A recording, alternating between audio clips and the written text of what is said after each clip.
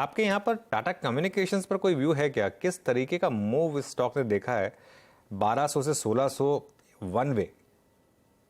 वो एब्सोल्युटली अनुज जी। और मेरे हिसाब से आई थिंक जो डेटा पॉइंट्स इन्होंने मेंशन किए थे हमारे उनके विजन पीपीटी में, जो कॉन कॉल भी हुई थी, एनालिस्ट मीट हुई थी, they are sounding very very positive in terms of doubling their data revenues अगले 3 से 4 वर्षों में। Now we all know that data is going to be the new oil. जिस हिसाब से कंजम्पशन बढ़ा है डेटा का, और जिस हिसाब से इनके पास एक सुपीरियोरिटी है, largest under sea cable network, probably got a huge dominance जहां तक डेटा और डेटा प्रोविजनिंग का एक सवाल उठता है। तो कहीं ना कहीं I think doubling of revenues over the next 3 to 4 years will mean a clear cut advantage for Tata communication in terms of absolute numbers. Street थोड़ी इनिशियली डिसअपॉइंट हुई थी इन टर्म्स ऑफ जब उन्होंने मार्जिन प्रोफाइल डिस्प्ले किया था, but मुझे लगता है I think margin should sustain, and any business which is having a 25% margin with a kind of a monopoly in terms of the data network itself.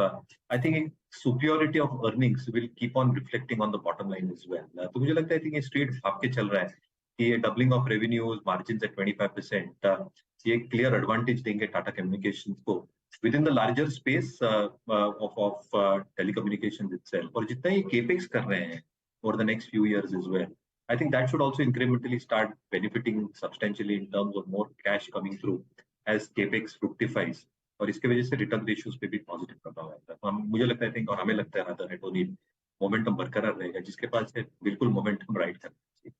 आपका target क्या रहेगा considering ये 1600 पर इस समय कारोबार कर रहा है? So upsides, I think from a valuation perspective, Harshad ji, I think there'll always be a debate. I think valuation शायद peacock हो गए हैं, standard deviation even if you look at a pre-COVID level and pre-COVID valuations a tad bit on the higher side, but मुझे लगता है I think the kind of momentum that the stock is in and assuming earnings growth over the next 3 to 4 years जैसे इन्होंने presentation में कहा है, I think अभी भी एक 12 से 15% इसके अपसाइड बचा है। तो 12 से 13% की अपसाइड क्लियरली बनती दिखाई दे रही है। और आपने इनफैक्ट देखा ये स्टॉक ने आपको पिछले एक साल में क्या रिटर्न्स दिए हैं। ईयर टू डेट मेरे ख्याल में 20% के रिटर्न्स पर ये बैठा है। मानस, इस पर एक टेक्निकल चेक देंगे, क्योंकि पिछले हफ्ते जब वो मैनेजमेंट की तरफ से खबर आई थी कि अपना डेटा रेवेन्यू लगभग डबल करने की तैयारी में है 26-27 तक का, उस दिन स्टॉक तो उल्टा चला था। उसके बाद धीरे धीरे करके मेरे ख्याल में लोगों ने और डिटेल्स पढ़े, कुछ रिपोर्ट्स भी आई, अब तेजी आ गई है। अगला पड़ाव इस तेजी में कहां रहेगा? और किसी ने अब तक अगर पार्टिसिपेट नहीं किया है तो 1600 ठीक है या फिर नीचे मिलेगा तब ले? देखिए, पिछले 7-8 सेशन में 1250 से लेकर 1600 रुपए तक की जर्नी स्टॉक ने दिखाई है। लेकिन ये भी इंपॉर्टेंट है कि 2021 के हाईज को आज ब्रीच किया है, जो मेरे ख्याल से 1599 या 1590 की रेंज में था, उसको भी ब्रीच कर दिया। तो अगर हम चार्ट पे देखेंगे, वीकली और मंथली चार्ट पे देखेंगे, तो आपको एक क्लियर कट ब्रेकआउट देखने को मिलेगा। निवेश के नजरिए से मीडियम टर्म के लिए तो हर जो करंट लेवल्स है वहां पर भी आप खरीदारी कर सकते हैं। ट्रेडिंग के नजरिए से थोड़ा इंतजार कर लीजिए, अगर कोई डिप मिले तो आप चांस ले सकते हैं। मेरे ख्याल से 1570-1560 एक बढ़िया रेंज है जहां पर आप खरीदारी कर सकते हैं। 1530 का स्टॉप लॉस लगाइए, और बिल्कुल शॉर्ट टर्म के अगर टारगेट सेट करने होंगे तो वो 1635 के आसपास के रहेंगे।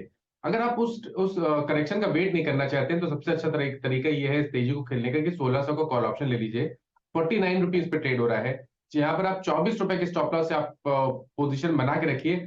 आई थिंक इस ऑप्शन में आपको 100 रुपए तक के भाव देखने को मिल सकते हैं। बिल्कुल, बस प्रॉब्लम है कि ये आज ही 4 गुना हो गया ऑप्शन, तो फिर थोड़ा सा लोगों को लेने में डर लगेगा। लेकिन देखिए यही मोमेंटम है इस समय, और इस स्टॉक में एक अच्छा मोमेंटम। अनुज, मुझे याद है 2020 के फॉल में ये काउंटर करीब 200 रुपए के आसपास था। उसके बाद ये वर्क फ्रॉम होम का सबसे बड़ा बेनिफिशियरी था।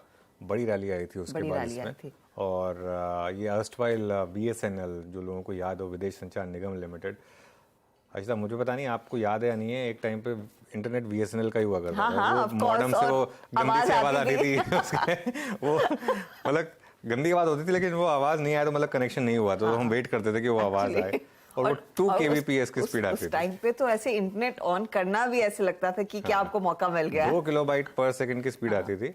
और मतलब हफ्ते में एक बार ईमेल चेक करने को मतलब पेरेंट्स अलाउ करते थे कि चलिए एक बार हफ्ते में आप चेक कर सकते हैं अपनी ईमेल्स। वो टाइम हुआ करता था। खैर अब तो वो सब टाइम बदल गए।